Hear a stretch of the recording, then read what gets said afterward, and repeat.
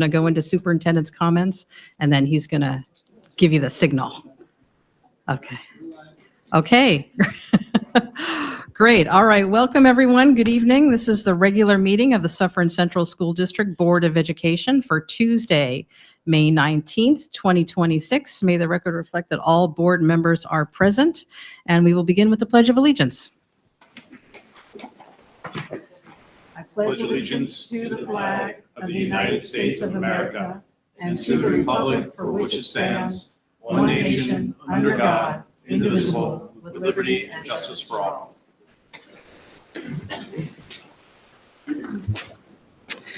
Okay, we're getting down to the wire on our student board member reports, Joy and Robbie. It's been such a pleasure to have you with us all year long.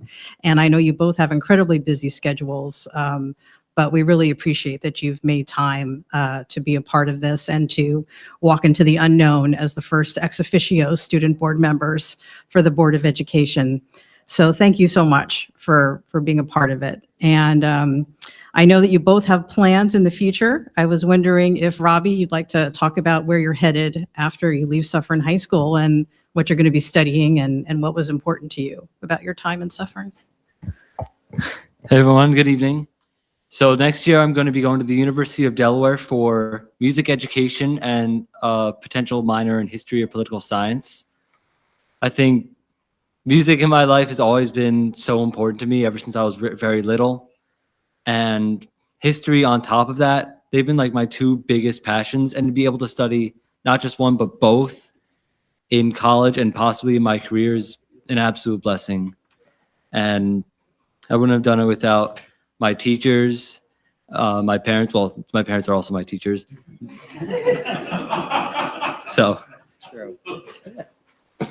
it's really exciting to be able to do this. And this was such a great experience for me this year, being an ex officio member of the student board.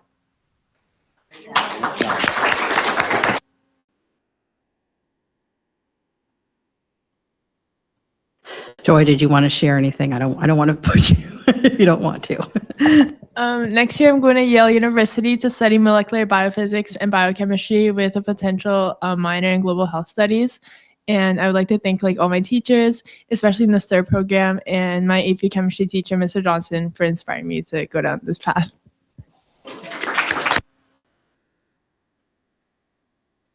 Light it up. Thank you. We're really proud of both of you. So what have you got for us tonight? Student board member report. So at Suffern High School, we have Spring Spirit Week kicking off. Yesterday was Jersey Day, and today was Wear Green for Mental Health Awareness.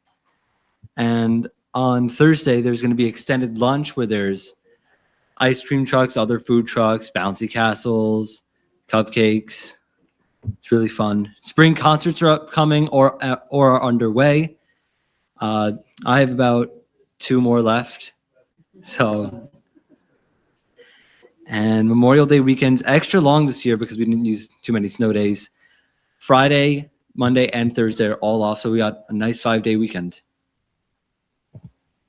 The coming Thursday is the Evening of Excellence. So this is next Thursday, where seniors will receive local scholarships and awards. Next weekend, the music department will also be hosting NYSSMA at Suffern High School. Senior prom tickets are also being sold currently. And that's all the news we have. So, yeah. Thank you very much.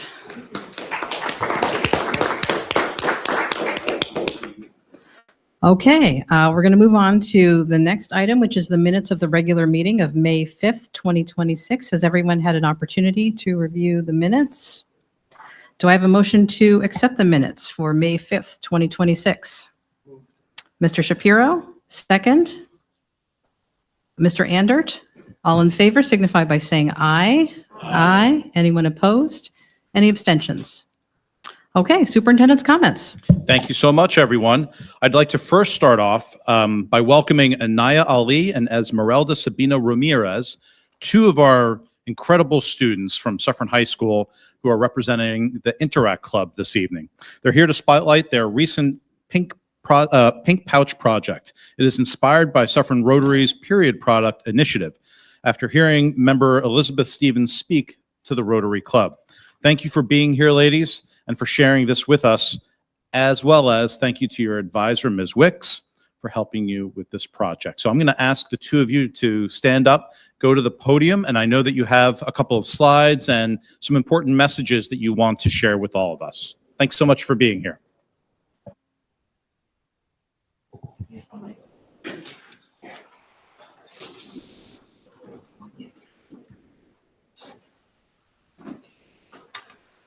Good evening, everyone. I'm Esmeralda Sabino Ramirez, And I am Anaya Ali. and we are the founders of the Pink Pouch Project. So the Pink Pouch Project is a student-led project where students raise money to assemble menstrual care kits for women and girls. These pouches will include a variety of items, not only to assist them and bring comfort to menstrual periods, but also to promote hygiene. So we found some statistics based on the problem that we're trying to combat. 1 in 4 students struggle to afford period products here in the United States, and almost 50% of women here in the United States suffer from period poverty. Out of those women, 68% of them experience moderate to severe symptoms of depression. This is a staggering number, and our numbers should not be this high. New York State law mandates free access to menstrual products in public and non-public schools for students in grades 6 through 12. Schools must provide free pads and tampons in school restrooms. While the school does provide tampons, those tampons, according to students, are often really bad quality and prone to leakage. In the batches at school, the pads are hardly ever restocked. More girls prefer pads over tampons because some don't know how to use tampons and find pads more comfortable. And so they rely on pad dispensers at school, but it becomes an issue when they're never restocked. Some states still to this day in the United States impose a luxury tax on period products. They deem these products as non-essential and as something luxurious. Yet millions of women involuntarily need these products. These states make millions off of the exploitation of a woman's bodily function of which she cannot control. Menstrual care is essential to health, dignity, and daily life. However, many individuals still face barriers in accessing basic period products and comfort items, and this topic isn't touched upon often enough. The Period Pouch Project exists to help close the gap by providing care, support, and relief during a time of vulnerability. In our pouches, we include travel-sized feminine wipes. We included 2 large heating pads, which can cover the whole abdomen area. We have tea bags, specifically chamomile, which is scientifically one of the best teas for periods. We also have small candies in the pouches just for some extra relief and comfort. And we also have a 1 fluid ounce, like a mini hand sanitizer, as well as an encouragement card with a positive message. So we first started off our project by helping the community food pantry. We have already provided them with over 75 pouches, and we have over 75 more ready to distribute soon. On one Suffern day, this past weekend, we talked to the director of the community food pantry, and she showed us so many pictures of women and girls loving their pouches that they received. She even showed us this picture of a girl holding up her pouch, and it was so cute. And so many people in the community are loving the project and what we do. Everyone who we talked to who knew about the Pink Pouch Project on one Suffern day, they all had something amazing to say about it, and they all supported our cause. So far, they provided over 150 pouches to people in need. And we have partnered with 2 local communities and organizations. One being the food pantry, which Esmeralda just talked about, and one being Rotary, which you may know. They really helped us on our journey to make these pouches and to raise funds for them. Right now, we have over 10 volunteers, but we hope to gain more. And for our goal by next year, we want to to have over 500 pouches to help over 500 women in need, and want to have partnered with more than 5 organizations. Additionally, we want to have more than 50 volunteers to work with to make these pouches delivered to different places.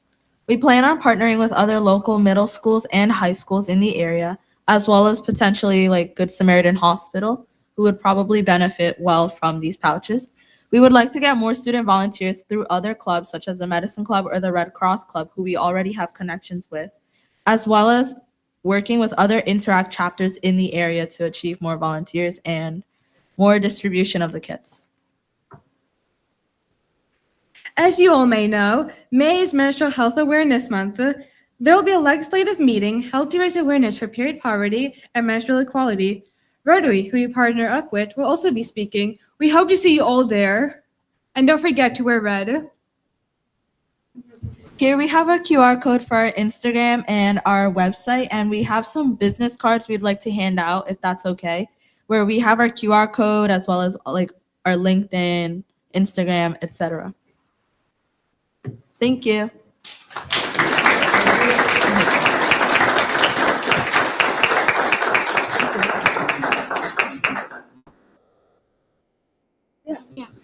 Yeah, we do. Yeah.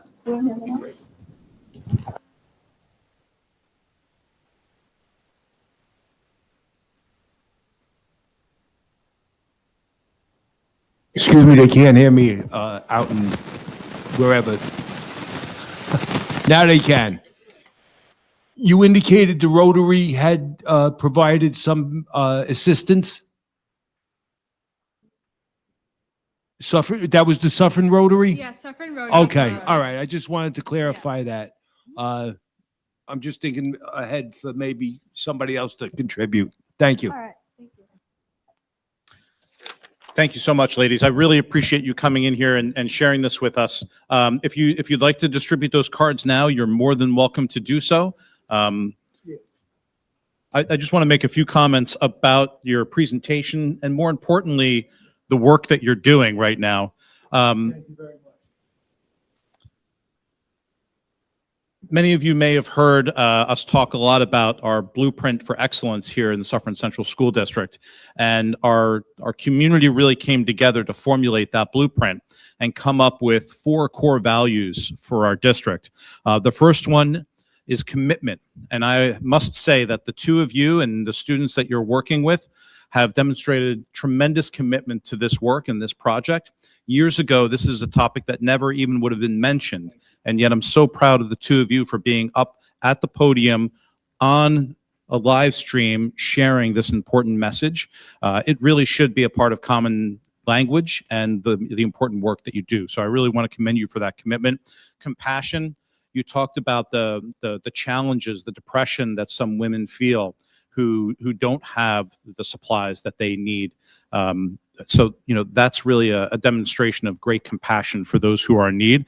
And your partnership with the community food pantry is another great example of not only your compassion for the struggles of others, but also how you're partnering with other organizations in our community. And that's the third core value, our connections to our community. And then finally, character.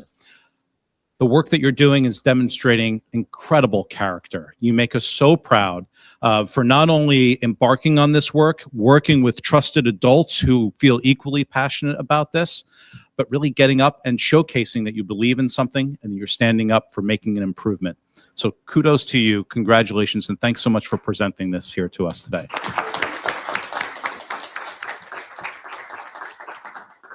Thank you. And of course, you were also at One Suffern Day. And I want to take a moment to thank all of the organizations, the teachers, the high school, middle school students who were there showcasing all the great activities that take place in our district, to the elementary school students, our teachers, administrators, community members, organizations that were there demonstrating what they do to benefit our One Suffern community, including the Suffern Rotary, who was there and present. And then most importantly, the person who really brought all of this together for the 4th year in a row. I want to just publicly thank Jenny Mermelstein for her coordination and leadership with regards to One Suffern. Absolutely amazing. Really well done, and it was a beautiful day, a great color run, lots of excitement and enthusiasm, and I'd like to thank the board members that were able to be there as well to show what it's like to be a part of this beautiful community. Today, of course, is Election Day, and not to steal Mr. Shapiro's thunder here, but for those of you, because your comments probably won't come for another 10 minutes or so, I want to remind folks that there is still about an hour and 12 minutes to get out and vote. We have very low voter turnout today. It's 15% lower than it is so far than last year. And approximately 10% of those who are able to vote are voting. So there's lots of room for improvement in this next hour and 12 minutes. If you haven't voted, please get out and vote. And I'm sure you're going to have a few other things to say about this as well. But Mr. Shapiro, I saw you at one of the polling locations earlier today, and you practiced what you preach. Not only did you vote, but you brought a friend. Nice job. Very close friend indeed. You may hear the murmur in the back room there. That is our election clerk, Mr. Romanowski, who is busy on the phones working out any challenges or situations that they may have at the polling locations. He has done a wonderful job quarterbacking this entire election effort, along with our district clerk, Heather Campbell. I want to thank Mr. Romanowski and Ms. Campbell, as well as all of the election workers who are working in rather warm conditions today.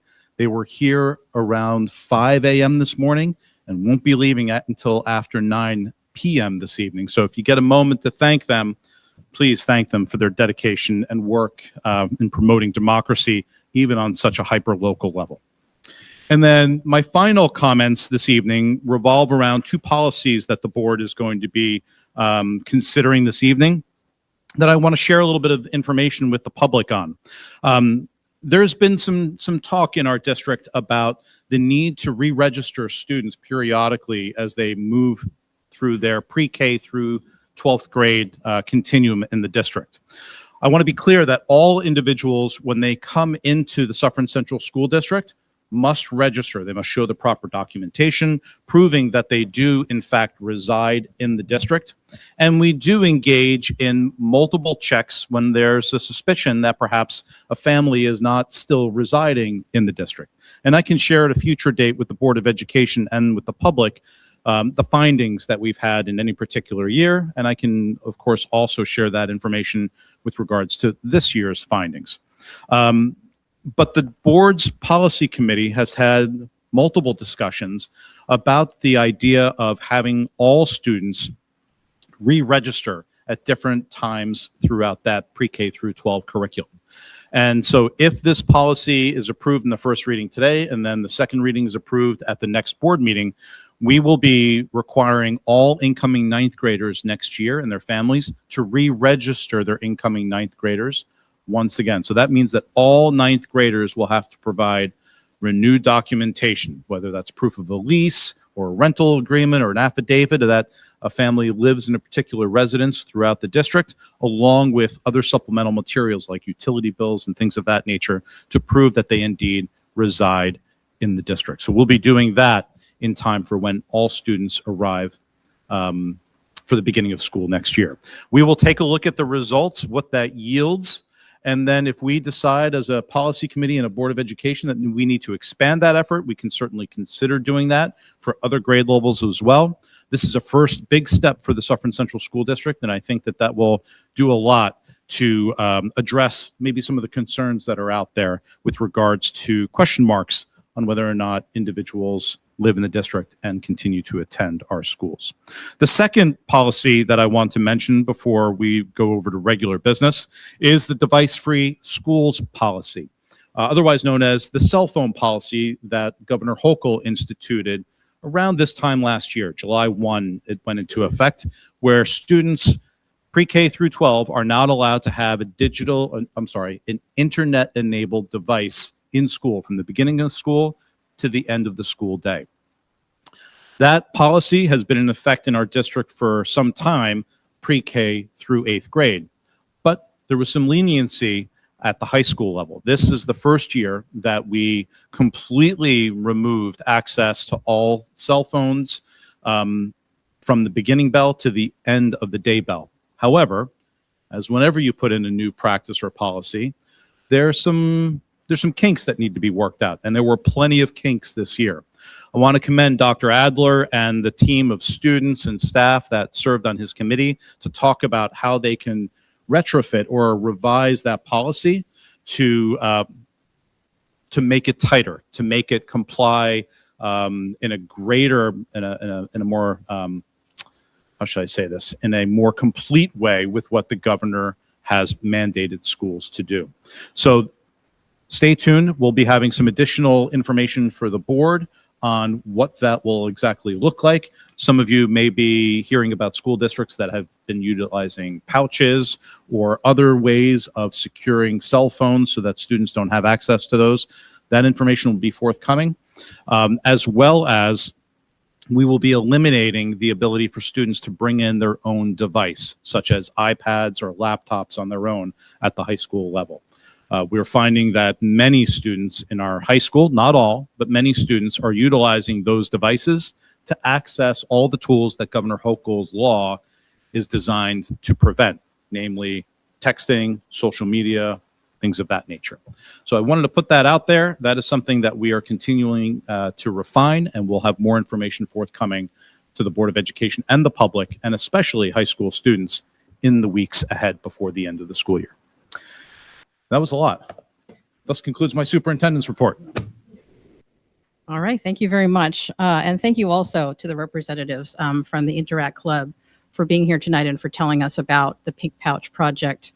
One of the greatest features of Suffern students is their empathy and their willingness to talk about obstacles to learning that might be invisible or that people might be unwilling to talk about, and to look for ways to solve those problems. Whether it's the Nourish Club, or in this case, working to provide the Pink Pouch Project, I think you do an amazing job looking out for your fellow students and for improving the conditions for them, which overall makes Suffern High School a better place. So thank you so much for being here tonight and for talking about what you're doing. Okay. We're now going to move on to public participation. This is on our action items only. Action items are on our agenda tonight at 2.01 through 2.16. Is there anyone here from the public to speak about an action item on tonight's agenda? Okay, looks like not. So we're going to move on. Before I ask for a consent agenda, is there any item that any board member would like to pull? No? Okay, great. Do I have a motion for consent agenda to approve action items 2.01 through 2.16? Mr. Frazier, second? Second. Mrs. Hodge? All in favor signify by saying aye. Aye. Anyone opposed? Any abstentions? Okay, great. Now we're going to move on to our second public participation section. This is on any district-related business. If you are here to speak about any district-related business, please approach the lectern. Please keep your remarks to 3 minutes. Please give us your name, and please do not mention anyone in the school district by name, whether teacher, staff, or student. Is there anyone here from the public to speak on any district-related business? Okay, looks like not. Then we're going to close that portion of the meeting and move to board member comments. Are there any board members with any comments tonight? Yes, Ms. Bryan? Good night, everyone. This is really just to commend the Pink Pouch Project on the level of detail that you provided. May I suggest that with your findings of what is happening within our district, if you're finding that there's insufficient types of products, or you are within your research found other products that you may want to recommend, maybe reach out to the superintendent and his admin team and present your findings in terms of what is missing from the school, what may be deficient. You mentioned the types of tampons and the types of period products that we are currently providing that may be the wrong size, the wrong type. Like with your research, I'm kindly suggesting you reach out to Dr. G and maybe give alternatives, and maybe we can, see what better options we can provide in that regard. That's it. Mr. Shapiro? How'd you guess? Okay, so disappointing. I just don't get it.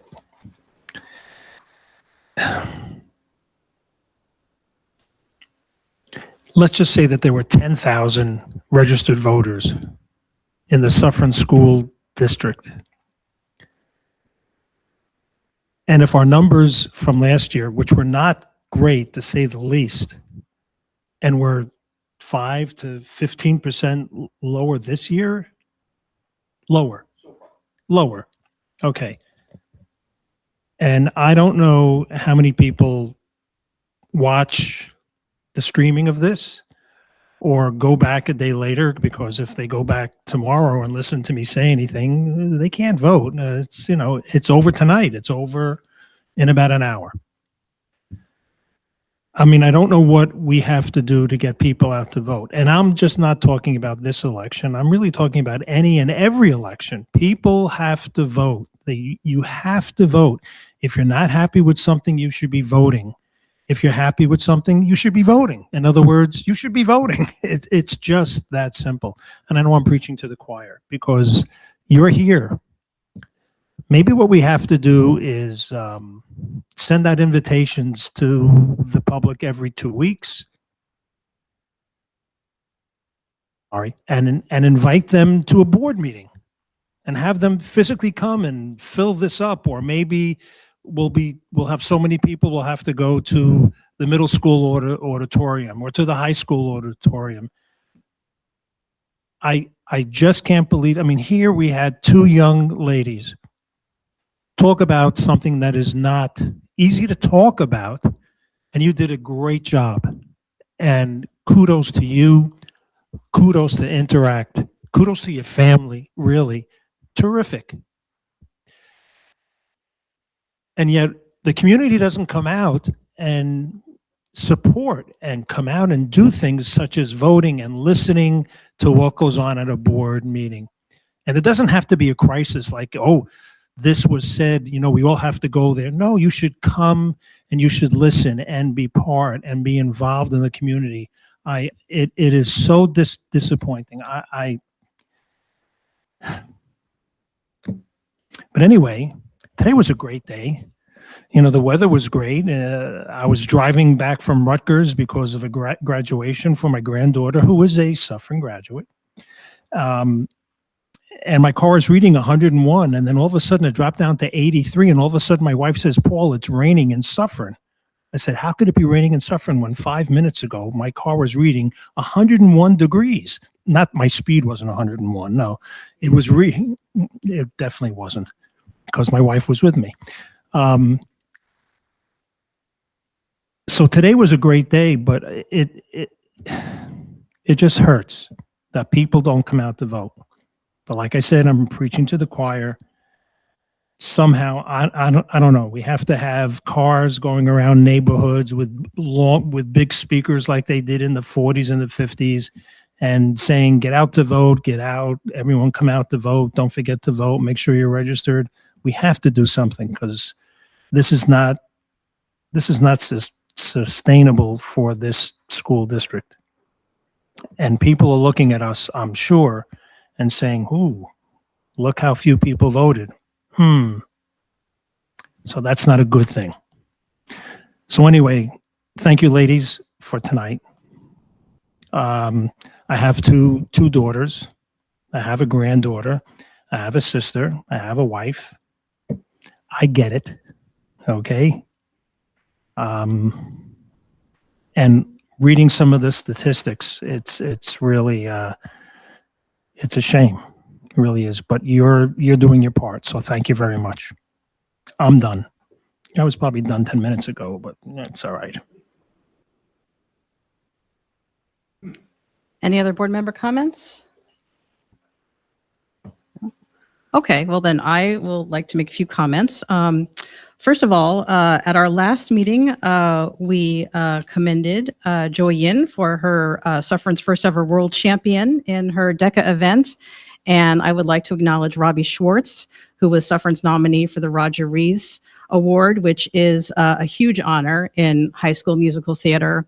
It's a very prestigious organization that recognizes excellence in student performance.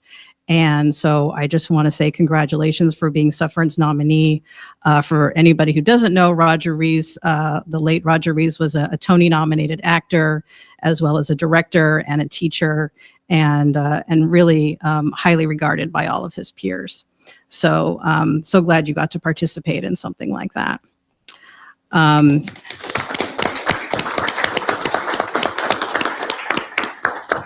And I also would like to thank our election workers who have been working here all day on a day where they could have been doing maybe something else and enjoying the sunshine, but they've been very dedicated.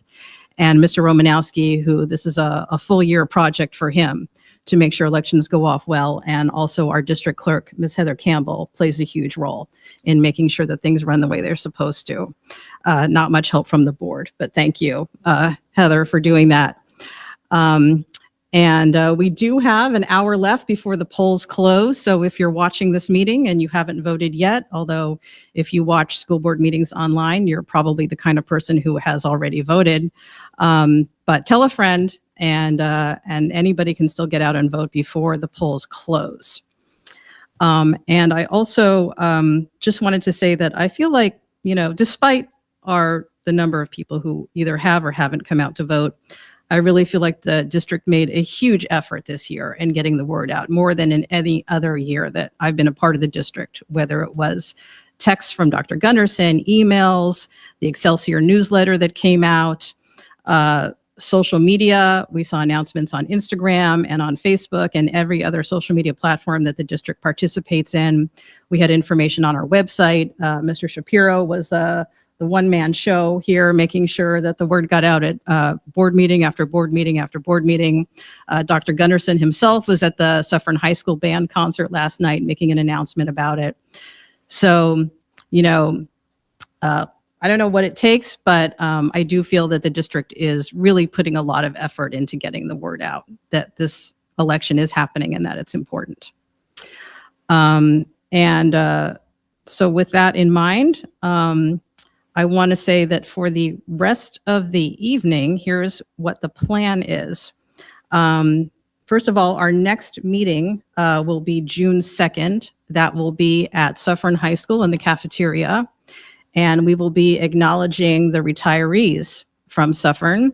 So if you would like to come out and celebrate and say hello or goodbye, as the case may be, to our retirees, it's a wonderful event. It starts at 7 o'clock and then we start our regular meeting around 7:30 or whenever we wrap up with the retirees. And we are going to be adjourning shortly. We're going to go into executive session. And we will resume public session when we have the preliminary numbers available for the election results of our board members as well as our budget. But that will not be before 9 o'clock because that's when the polls close. It will be sometime after that. We're not intending to take care of any other business when we come back to public session, but of course we continue with a public meeting and anybody who wants to stay is welcome to stay. So at this time, the chair will entertain a motion to go into executive session for the purposes of reviewing the annual evaluation of the superintendent of schools. Do I have a motion? Mrs. Hodge, second. Second. Mr. Shapiro, all in favor signify by saying aye. Aye. Okay. Thank you, everyone, for being here tonight. We're going to go into executive session. Everyone have a good night, and we'll have a little more information later on. Thank you.